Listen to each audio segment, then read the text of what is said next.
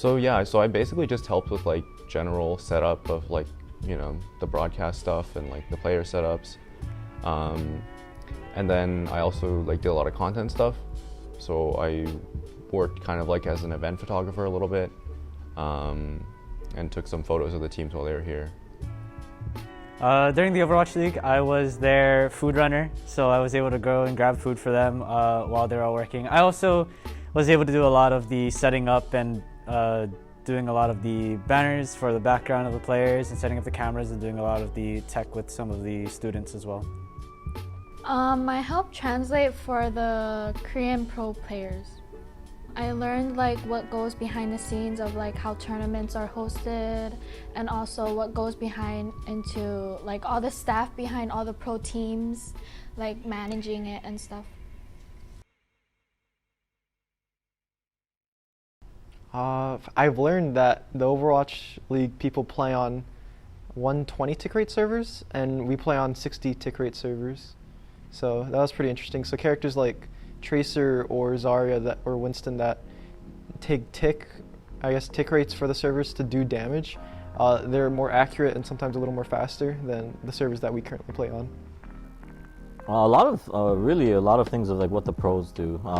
You can work in amateur for a long time and you can pick up things here and there, but like certain things you just won't have the resources for. So like how OWO pulls player cams was a big one that I think I'm taking back, and I'm going to see if I can figure out how to do that. But all these, like the little nuances when it comes to quality checks and making sure things run smoothly and redundancies, that was a big thing I picked up, or that stood out to me, at least, of what I was learning from watching these Overwatch League guys. I learned a lot.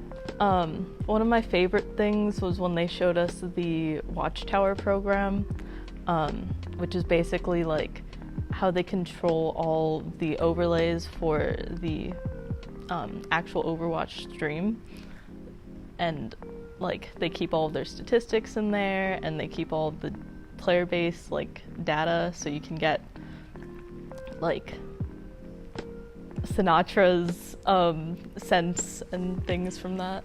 Yeah.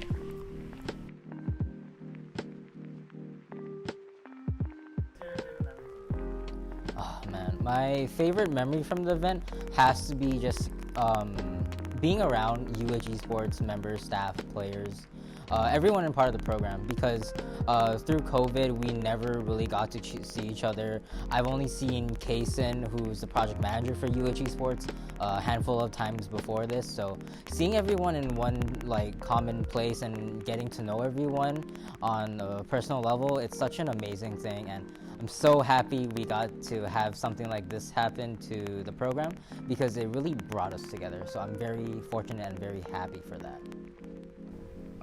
Well, aside from the talks that people like Adam and Greg gave a bunch of us students, which were really awesome, I think just getting to know or spending time with a lot of our UH Esports friends, we're all kind of in our own circles or corners, our own games usually. So all of us coming together and working together on something in person, nonetheless, was really awesome. Yeah, one of the biggest memories was just being in our spectator room and watching the different teams play, having my friends in UH Esports explain Overwatch to me like I was a 5-year-old, so that was pretty fun.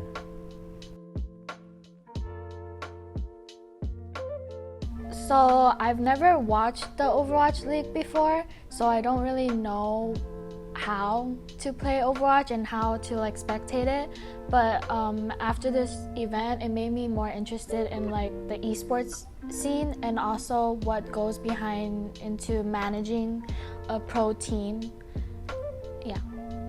Yeah, I haven't really been actively paying attention to Overwatch since like beta.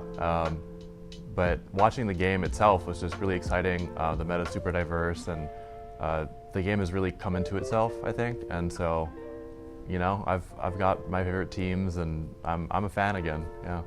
Yeah, I thought it was really interesting just coming down and watching the Overwatch, learning more about it, and seeing how important team play is. So I come from Valorant, and even though team play is very important, I say in that game, I would say it's even more crucial in Overwatch, making sure that everyone is just on the same page at all times.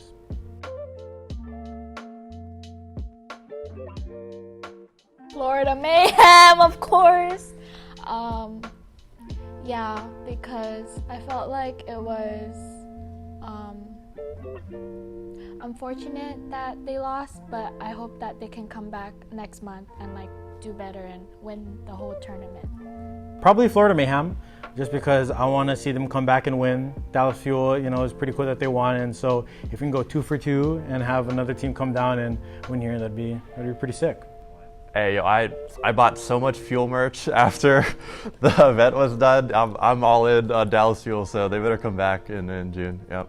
I have a soft spot for Dallas and Florida, so I really hope one of them at least come back. I think I want to see Dallas Fuel come back down, but that's because I'm biased because Sparkle plays Doomfist and does rollouts. So Probably the Houston Outlaws. I like how their team is like their comp works, as well as just like we've worked with a few of them before, or I've worked with a few of them before. So it would be nice to meet some of the people if they do come down.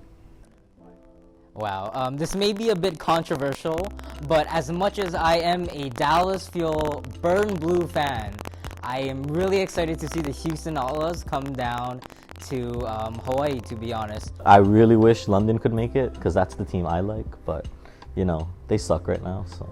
Well, I'm from the Bay Area, so like, I can't not root for Shock to show up. I know everyone hates the Shock because like, oh, they've won too much, but like, I was there when they were shit. Like, they're bad for the first year.